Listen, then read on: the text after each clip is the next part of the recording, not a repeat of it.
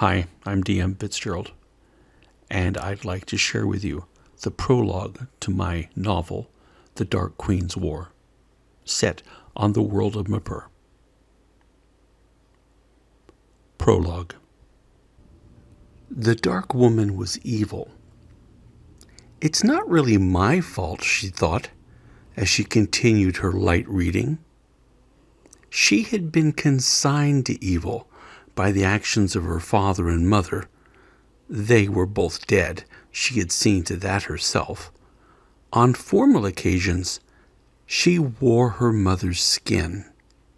It kept her allies in line, and it looked good on her. Currently, she lay on a small pile of cushions, wearing a thin silk wrap that hid nothing. She was partaking in one of her favorite pastimes, reading. It was so exciting to learn about faraway lands and people. She cradled her current project's head in her lap and continued to browse through his thoughts. She had removed the top of his skull. It was easier reading someone's mind when you could see what you were doing. "Where is the boy?" she asked to get him to concentrate. Lord Stephen woke with a start and looked up at her, his eyes wild with fright. Through his eyes, she spiraled down into the man's memories. He was thinking of the invasion again. He was remembering how quickly everything had gone wrong. Stephen had invaded with his army, hoping that the people would respond to his call. Instead, he found the forces of the Dark Woman waiting to meet him, and Stephen's forces had been soundly beaten. They had made a hasty retreat towards the southern border. A day's march from their goal, the Dark Army had begun to catch up. "I know about the battle. Tell me about the boy, Stephen," said the Dark Woman. Stephen shook the spell from his mind and looked around.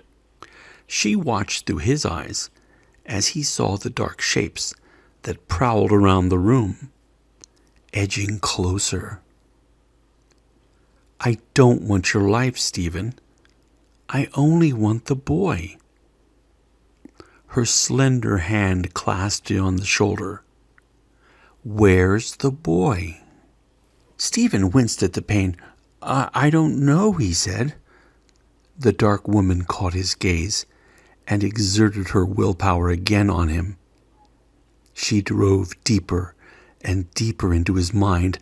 Suddenly there was a wall. This was what I was looking for, she thought, as she pierced it with a tendril of will. The knowledge surged up in him. He was broken. He began to cry and babble. He tried to tell her everything at once. He tried to tell her about the hidden army, the remaining conspirators, the gold, and of course the boy. "The boy!" she exclaimed. She closed down his mind, except for that one particular thread. Like a piece of knotted string, she began pulling at it, slipping the memories of the boy free so she could digest them. But that information could wait until later. Now the information began coming in a torrent. She caught a sound, or maybe a memory of a sound. It was a bell. Then a guardian angel, a slight memory bundled up with the thoughts of the boy. The door to Stephen's mind slammed shut. It was so sudden that it felt like a physical slap on her face. It was a mind block, but she saw that it was weak and improperly set.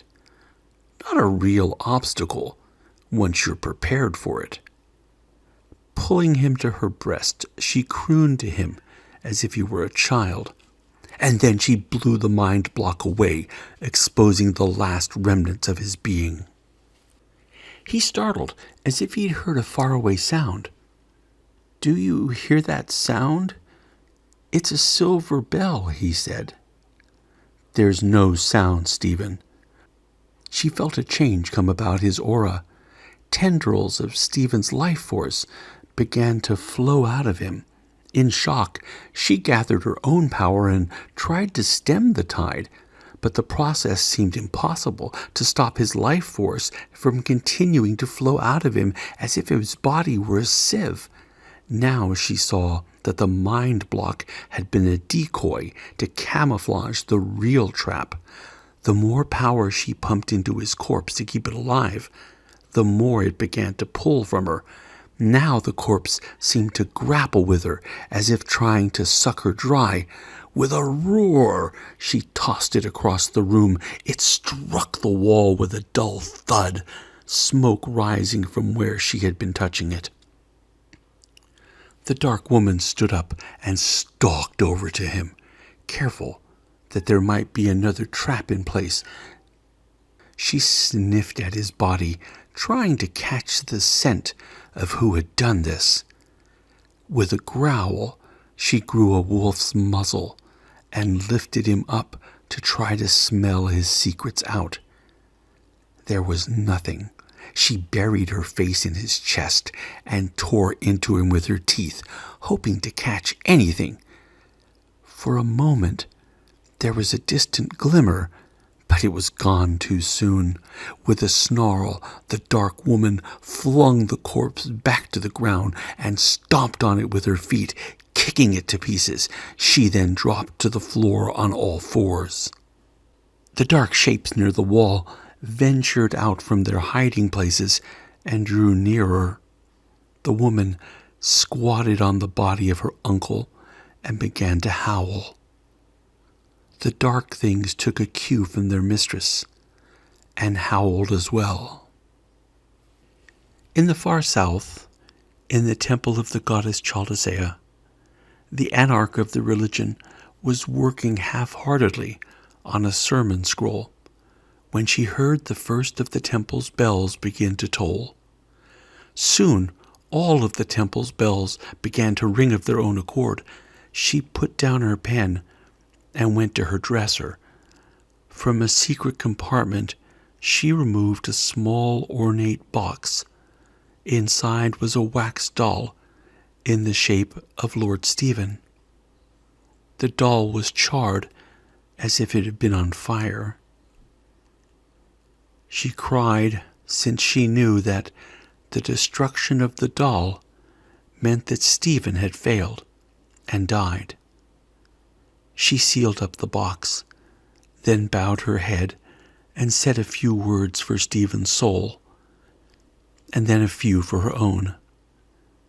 She reached back into the compartment and pulled out another box. Inside, she knew, was a small wax doll dressed like herself. It was her guardian angel against capture. The priestess inwardly shivered at feeling the doll so close to her, but she also shivered knowing that it must be sent away for it to work. She knew that she was about to place her life in another's hands, just as Stephen had done. Carefully, she wrapped the box in paper and then made her way through the temple. The building was mostly empty. She had sent away many of the other priestesses to get them away from the dark woman's wrath.